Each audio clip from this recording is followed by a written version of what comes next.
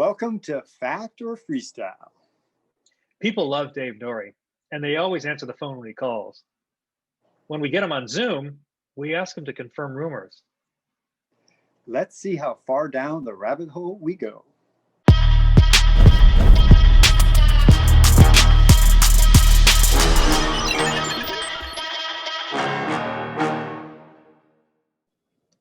Oh my gosh, look!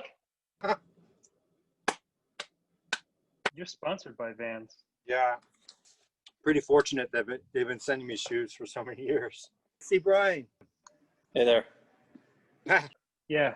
Oh, right on, right on. So Brian, this is Joe Sisman, but I call him Sick Man because he's like an amazing Flatland, like beyond.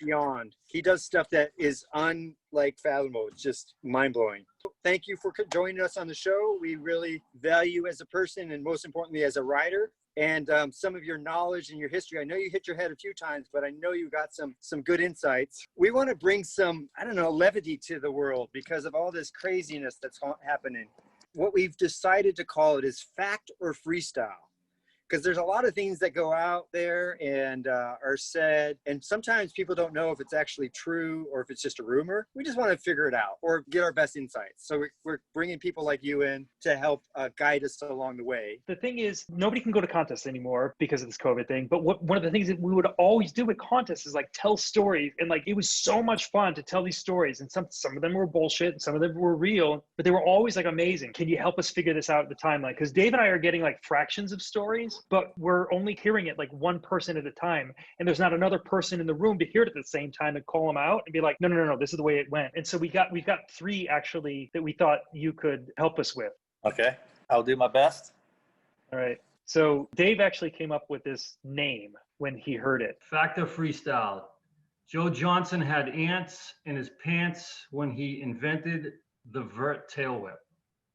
Joe Johnson figured out the technique to huck the tail whip around and there were ants in his pants and they bit his junk. They bit his junk and he twitched, and that twitch is what got the bike around. I would love to be able to help you with that one, but that is the first for me. What? He's never not heard that one. We haven't heard that. So right. Just to chime in on this, Brian, we have Joe on a recording and he's denied it. And we're just we feel like Joe, if it's actually happened, we just want to give him the support. So, you know what I'm saying?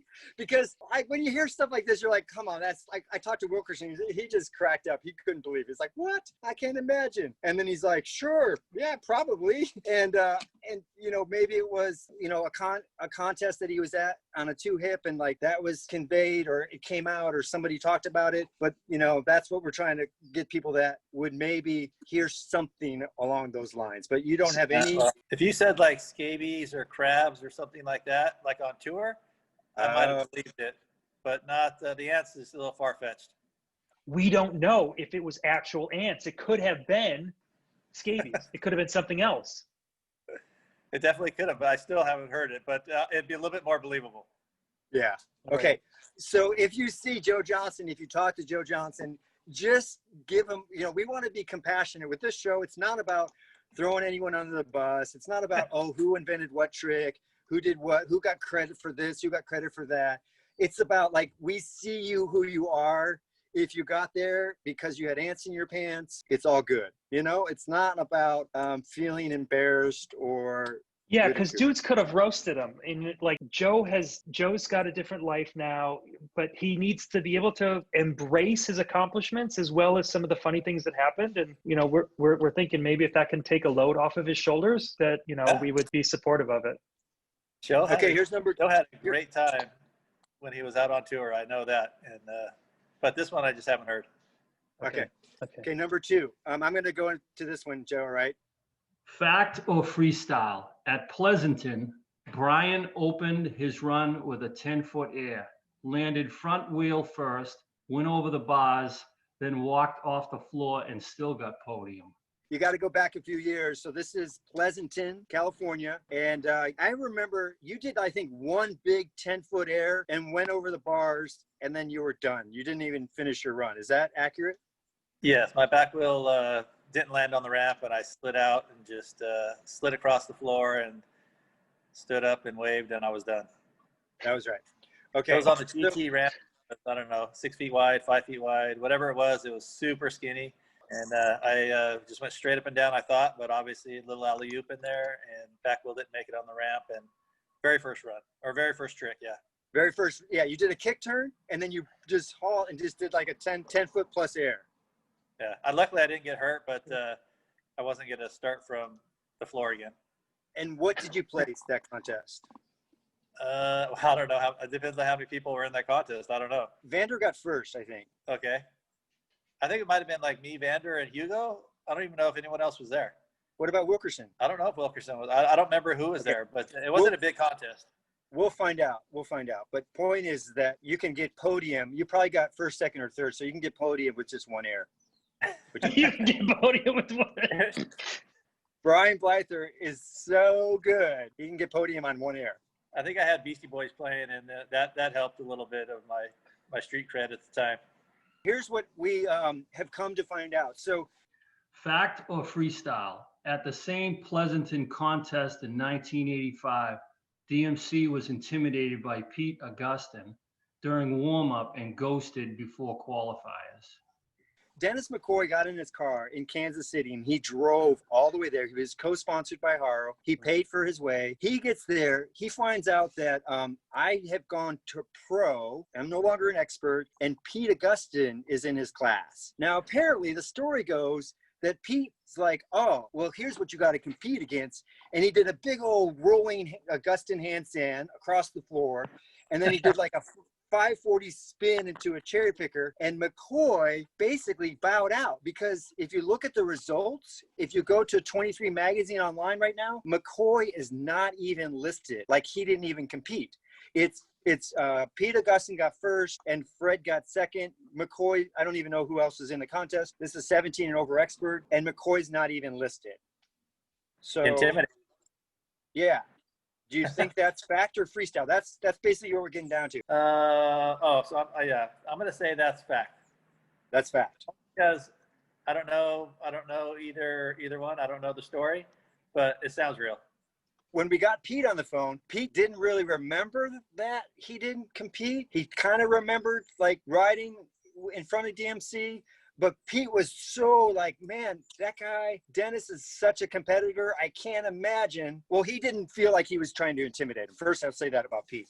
But he was like, I can't imagine that Dennis would back down. So it's just interesting to kind of think about. Yeah, it's a long ways to go to not compete. I mean, he was pretty headstrong, but as an amateur, maybe.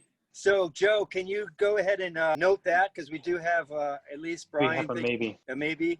Okay, so now this is. I don't have firsthand knowledge remembering that, but it's funny enough that I believe it. Okay, funny enough that he believes it. Okay, so Joe, and now the clincher. This is the one that you can lead into. All right, so Fact or freestyle? The Jose Vendetta. Jose Yanez for years has been infuriated with you because Jose invented the flat ground tail whip, but you are credited as the inventor of it. Back in the day, Jose was so angry, he went to invent a trick that he was pretty sure that you would never do, a backflip. He didn't think anybody was ever going to do it. No one is giving him, but he's not getting the same level of props. So now that Rad is reissued on streaming, he's getting paid and he's setting up an event to put it back in your face. He's going to be one-upping you. He got a motorcycle with a Travis Pastrana bar spin setup, and he's going back to the place where you first did the tail whip, and he's going to do it on a motorcycle so that he can have two on you. Yeah. So Nice. Dave and I have independently heard this. I welcome it. I haven't heard that it's very possible 17 people did the tail whip before me. There wasn't the internet going on. There wasn't anything else where I saw it. I started doing it by doing curb endos, and it kind of just went around. And then one day the magazine was here doing pictures on the half pipe in my backyard. I ended up doing it, and they took pictures of it. It was really that simple. And I probably was making 1 out of 10 at that time. And when the magazine was here, I made it on the flat bottom, and that was the picture that they used. And so I got credited with it because it hadn't been seen before, but I have no idea if anyone did it before. And Jose, And as they say, the rest is history. yeah, if Jose did it before me, good for him. That's awesome because I have no knowledge of, anything before. I don't know, but it's very possible. Okay, how about the Winter Nationals in Chandler, where you and I did our first show? That's where Jose did his first backflip. Was there any tent? Did he like give you like the stare down? Was there any? Because that's where he debuted it. No, I've Really? talked to him several times. He's never said anything to me. We've been around each other many a times, and he's never said anything. Especially if he had a ledge or if he had an issue, he's not one to hold back. Right. As far as I know, as far as communication. So I don't know. If he did, I don't know. I wouldn't have told me, especially if he was upset about it. The other part that I heard was that it was actually going to be, I heard that it was going to be an electric mountain bike, but same difference. And it was going to be in Baldy pipe. Nice. in my backyard. So I think we we need to start, right in your backyard. You can go there and you can support him with love. And I will. I'll wear a Jose Yanez shirt. Go for it. Or a rad shirt, same thing. Yeah, cool. That's awesome. If that happens, then I would definitely be there. Okay. But no knowledge of it. So at this point, you would say factor freestyle. What do you think that is? I would say freestyle. Freestyle. I've never heard that, and but I've to be honest with you, I've expected someone to have some proof that they did it before me because it's weird to me that I did it for the first time and nobody did it. It's just weird.